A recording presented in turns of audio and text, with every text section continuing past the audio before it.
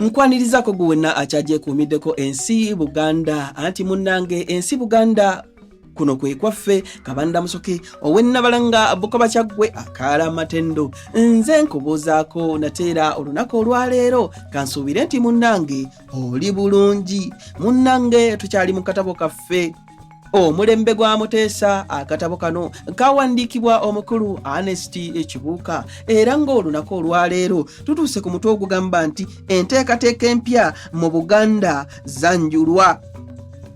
Siikuluiseeyo ku lunaku lwa 22 Julayi 1955 omukulu w'amatwale Lennox Boyd yagenda mu lukiiko lwa Bungereza olukulu House of Commons n'ayanjula ensonga za kabaka wa Buganda we zaali zituuse era n'agamba bw'ati: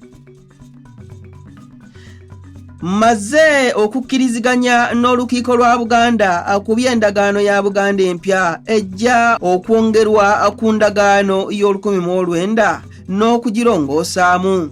Endagaano eno empya okusinga yeesigamizibwa ku alipoota y'akakiiko akalondebwa olukiiko lwa Buganda okwetegereza ebyo ebyakkirizibwa akakiiko k'ennamirembe era ababaka ba Buganda bakkiriza okujanjulira olukiiko lugisembe ng'emaze okukyusibwa mu Luganda.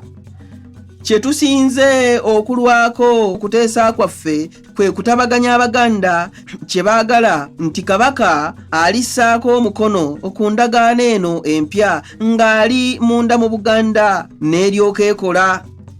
Ate ne bye nayogera nga 16 Museenene 1954 nti gavumenti ya Queen nga tennaba kukkiriza Kabaka kuddayo enkola empya mu by'obufuzi esaana emale okutandika mu Buganda.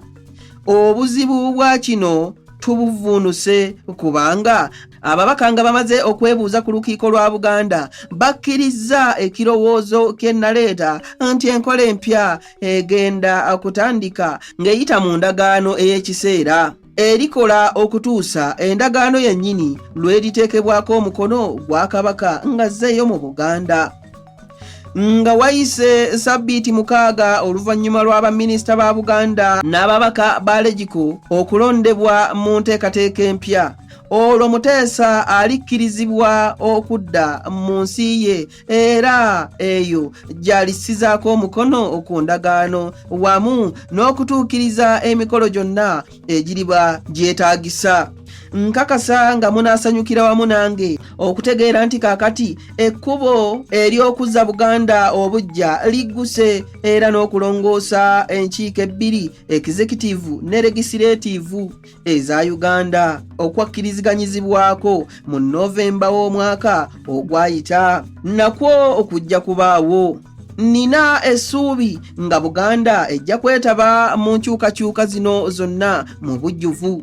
Gavana n'abamu w'amagezi babadde nange mu kuteesa kuno kwonna era kati bali mu kkubo baddayo mu Uganda okwetegekera enkyukakyuka zino n'okulaba nga zigenda bulungi. Ebyo omukulu w'amatwale byayogera ensonga za Buganda we zaali zituuse era olukiiko lwa Bungereza ne lumatira. Naye mu Uganda mwalimu ebintu bibiri ebyali byagala okugootaanya enteekateeka zino. Ekisooka nkikuwa.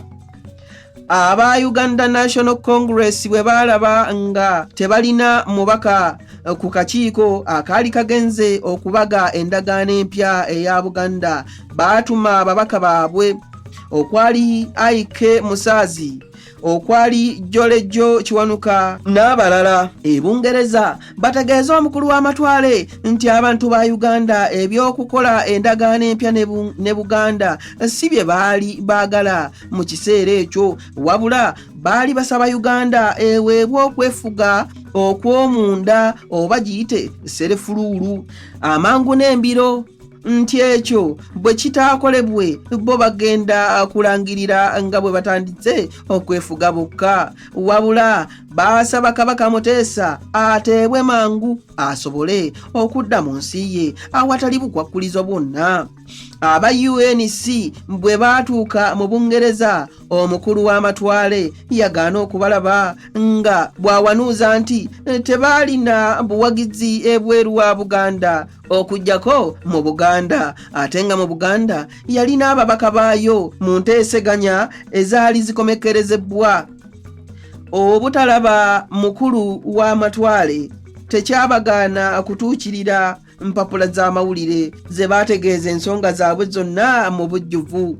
Ensonga ey'okubiri, ensonga endala yali y'abayindi okulondebwa okufuuka baminisita mu gavumenti ya Uganda. Mu mwezi gwa Apuliri 1955 gavana yali amaze okulangirira nti ku baminisita 7 be yali agenda okulonda kwali kujja kubaako n'omuyindi. Olwawulira ekyo, olukiiko lwa Buganda ate ne lutukiza okulwanyisa gavumenti ey'ekintabuli gye lwali lumaze ebbanga ng'emu ku nsonga ze lwateekanga mu maaso ga gavumenti ya Bungereza nga lugiwakanya. Munnange okuteesa nga kuwedde mu Bungereza n'endagaano ng'ewedde okubaga, ababaka baakomawo mu Buganda okuggyako Thomas Makumbi ne Nnaalinnya Ndagire. Nnaalinnya yasigalayo ng'abeesabeesa ku Kabaka. Ebyokudda kwa Kabaka nga byeyongedde bwe bityo, abantu ba Buganda baali batandise okufuna ku buweerero. Ne Ssaabasajja naye yagenda n'akyalako e Bufalansa, era eyo omulangira Badru Kakungulu ne James Lutaaya gye baamusanga nga bagenze okumulabako.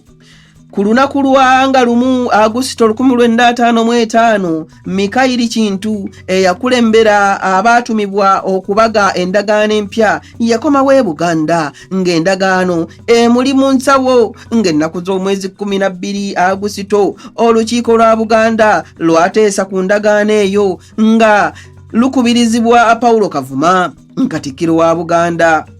Katikkiro yannyonnyola nga bwe kyali kyetaagisa okuyisa endagaano eyo, okugikakasa okubanga endagaano eyo obutateekebwa mu nkola kye kyokka ekyali kikyasibye Kabaka okukomawo e Buganda. Mu bufunze ebikulu ebyali mu ndagaano byannyonnyolwa bwe biti mu bbaluwa Kenneth Diploko, omuweereza wa Buganda, gye yawandiikira olukiiko. Abange munzikirize nzire ennabalanga Bukoba Kyaggwe, tuddingana ate mu kitundu ekirala nga nkuwa munnange ebirala. Ayi Katonda kuuma Namulondo.